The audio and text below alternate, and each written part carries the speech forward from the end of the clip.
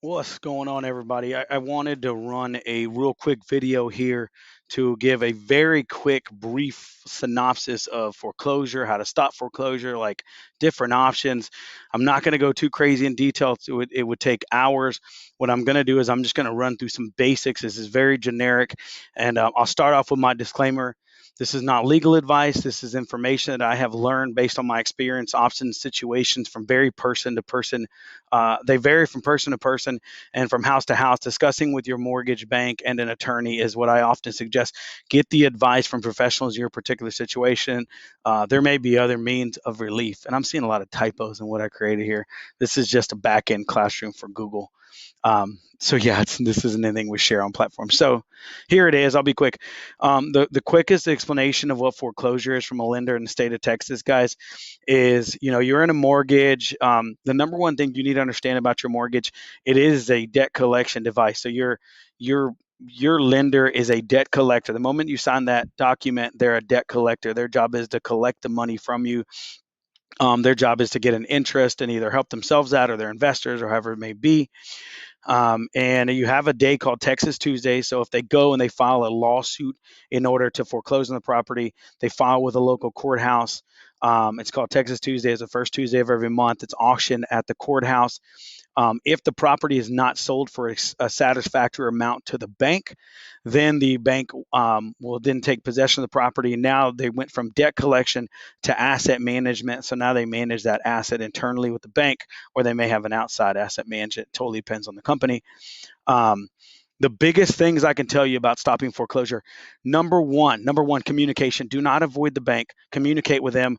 Work it out with them. They don't want your asset. They don't want to take the property. Dodging the mortgage company is not a good thing. Number two, know your options. Discuss them with the bank. Discuss them with professionals. Get yourself an attorney involved. Like that's one thing I often recommend. And we'll go through the different options, different types of attorneys you may need, and things like that. Um, so here are the options. We're going to run through quickly. Number one is having a conversation about what we call forbearance or deferment. Banks can work out a payment plan for you to say, hey, let's sign this document where we're going to take the payments you missed, we're going to put them at the back, or we're going to spread them out over the next 6 months. I mean, there's various ways they can do it. Got to talk to your bank to find out if they offer those programs and how they work. Make sure you get into the details, like read the fine print, look at everything. You don't want to get yourself in trouble later. They have loan modifications. This is a refinance of sort. It's basically like going through the loan process again.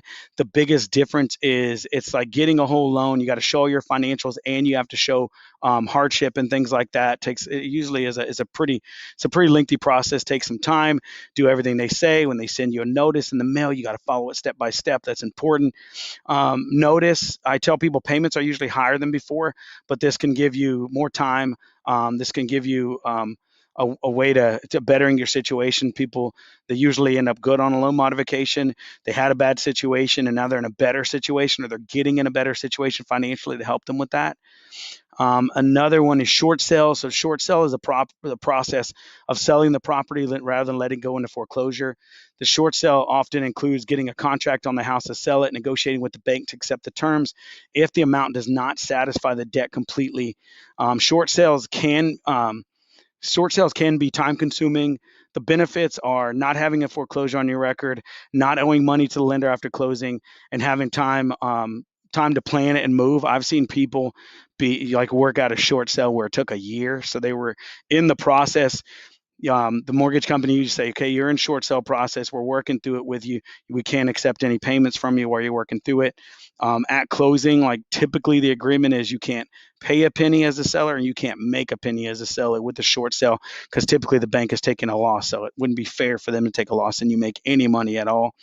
Um, the negatives are you do not keep the property, of course. You'll be selling it and moving on unless the person who buys it makes an agreement to lease it back to you. That could happen.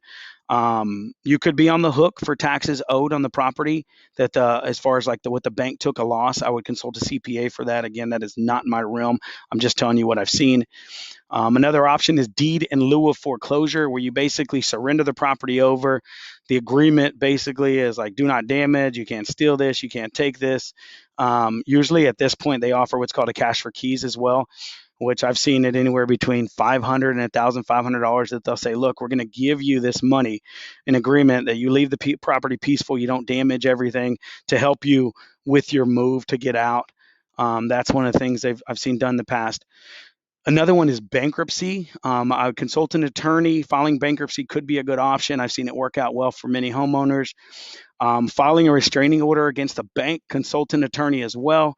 I've seen this method help homeowners as well. Time to work out plan and begin negotiations with the bank.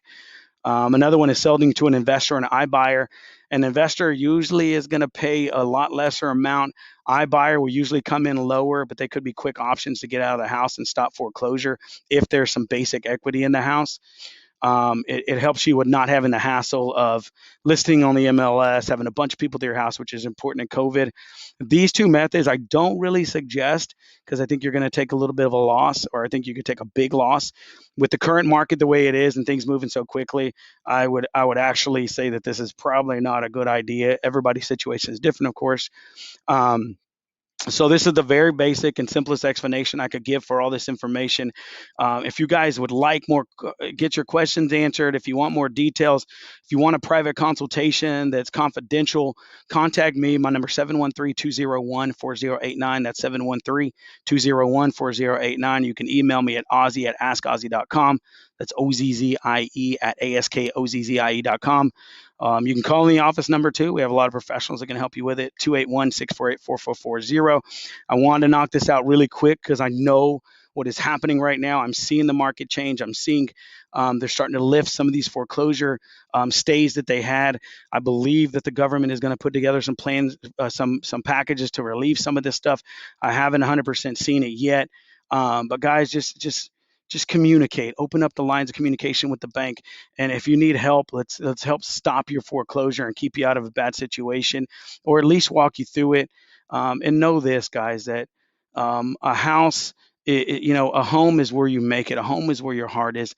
I won't even lie. I've lost a house to foreclosure, and it was hard. It was way back when I was much younger, and I felt like less than a man. It was hard to talk to my family about it, and just realizing that the house didn't matter. What mattered was the home, and that's me and my wife and my kids, and us getting back on the horse, and us keeping our things going. So you're not alone. I love you guys. Things I can help you with, holler at me. Y'all have a great day.